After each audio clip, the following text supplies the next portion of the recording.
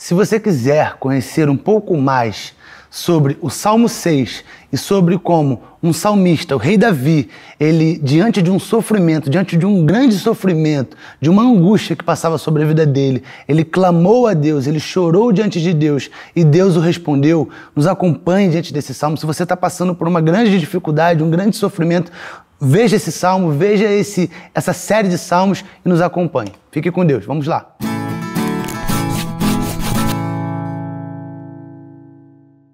Fala pessoal, eu sou Matheus Levi, sou aqui membro do Ministério Palavra da Verdade. Nos siga nas redes sociais, pega esse vídeo da série de Salmos e compartilha com seus amigos, compartilha com seus familiares. Nos siga no Instagram, nos siga no Twitter, nos siga no canal no YouTube, nos siga em todas as nossas redes sociais. Olhe os nossos vídeos também do Novo Cântico, que você possa ouvir e ser edificado por essas palavras, por todo o conteúdo que nós estamos disponibilizando para vocês. E nós cremos, verdadeiramente cremos, que é Deus nos direcionando para edificar você do YouTube e das redes sociais. O Salmo 6, ele é um salmo um pouco diferente. O Salmo 6, ele é um salmo penitencial. É um salmo de tristeza pelo pecado. O salmista, o rei Davi, ele entendeu o pecado dele, ele entendeu que era pecador e ele chorou, ele sofreu diante de Deus e escreveu esse salmo. Esse salmo penitencial, ele tem uma característica. Qual é a característica?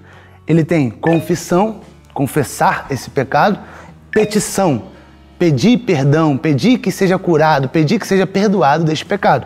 São duas características específicas do Salmo 6 e do Salmo penitencial. Nós atribuímos dois contextos ao Salmo 6, tá?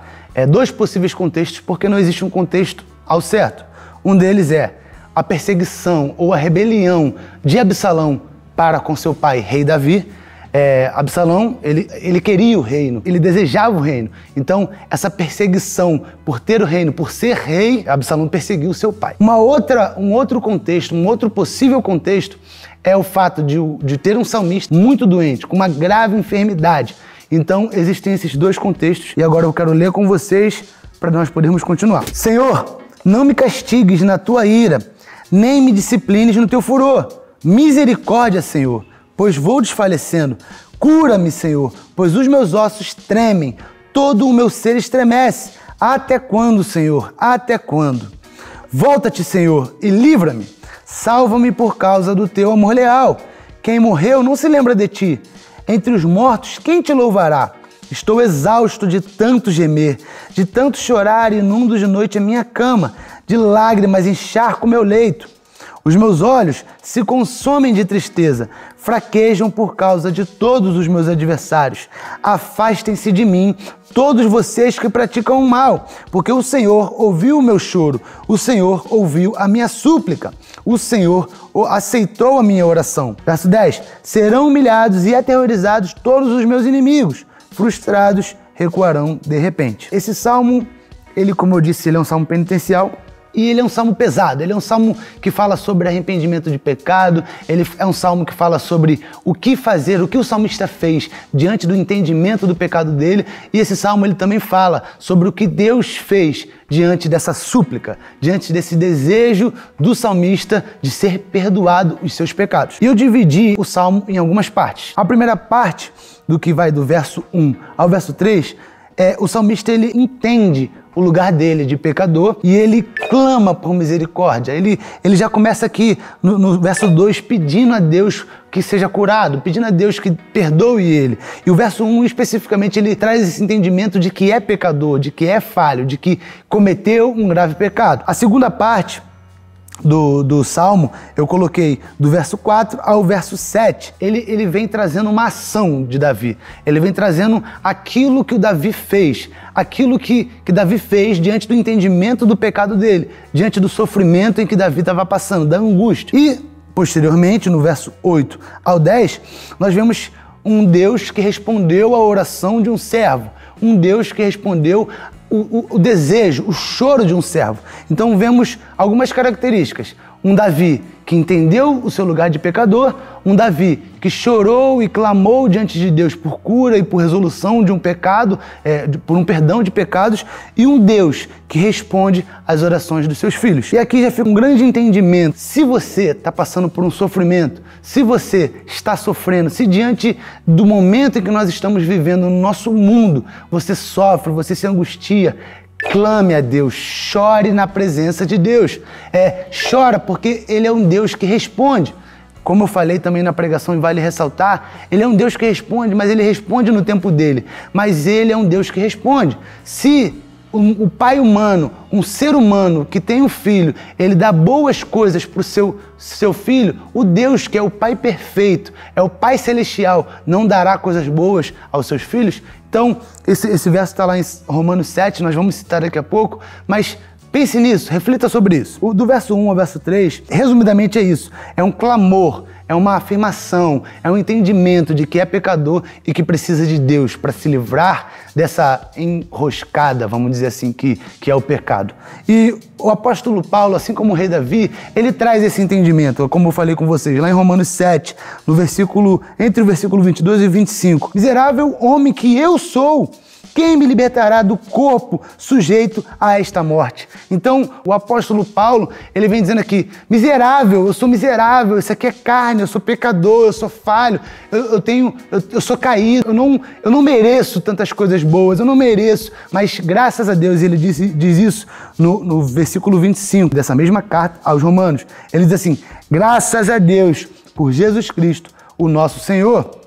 De modo que, com a minha mente, eu próprio sou escravo da lei de Deus, mas com a carne da lei do pecado. Então ele diz assim, eu sou pecador, eu sou miserável, eu sou muito pecador, eu sou falho, mas graças a Deus, porque Jesus morreu na cruz por mim, porque Jesus se entregou por mim, porque Jesus morreu por todos os meus pecados. E nós podemos atribuir esse entendimento ao rei Davi. Esses 3 primeiros versos falam sobre isso. Do verso 4 ao verso 7, o salmista, ele já vem trazendo aqui uma ação. O que ele fez? Ele primeiro disse a Deus que era pecador, depois ele clamou por misericórdia e por cura, e logo em seguida, no verso 4 ao verso 7, ele vem falando as coisas que ele fez. Então aqui o salmista, ele vem trazendo uma ação.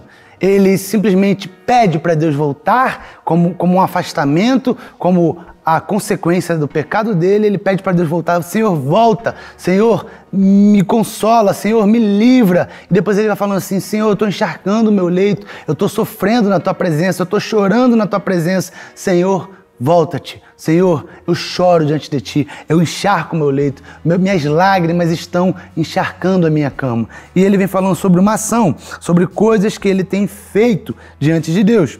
E lá para o final, a partir do verso 8, nós vemos um Deus que é misericordioso, nós vemos um Deus que é consolador, nós vemos um Deus que tem um amor leal. O que seria esse amor leal? Como foi falado, ou melhor, já lemos e vamos reler.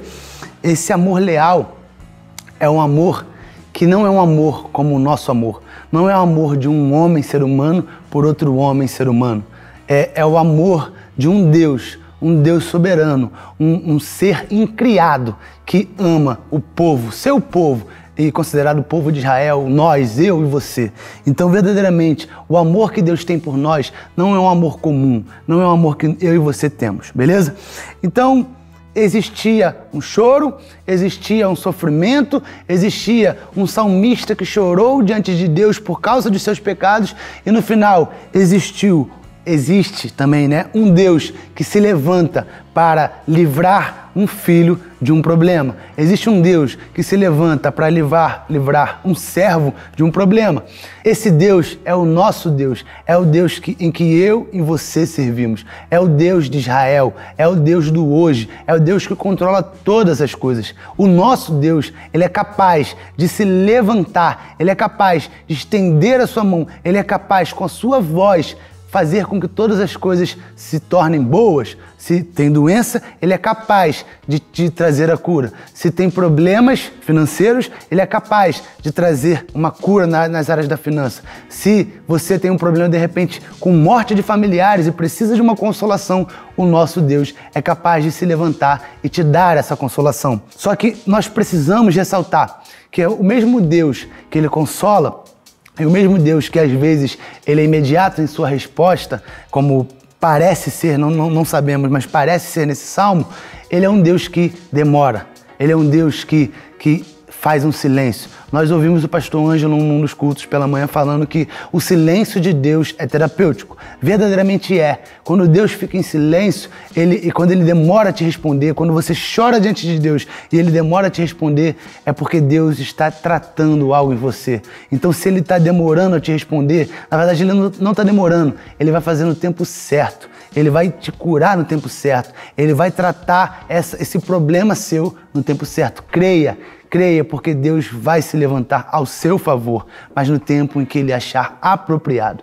Creia que Deus pode te curar. Creia que Deus pode tratar você. É isso que eu queria falar, que Deus possa tocar no seu coração, que você possa pegar essa palavra e guardar com muito carinho e que você possa compartilhar. Nós temos diversas redes sociais, nós temos um bom movimento nas redes sociais, que você possa nos acompanhar e crer que Deus, Ele é que Deus é a sua resposta, que Deus tem solução para você.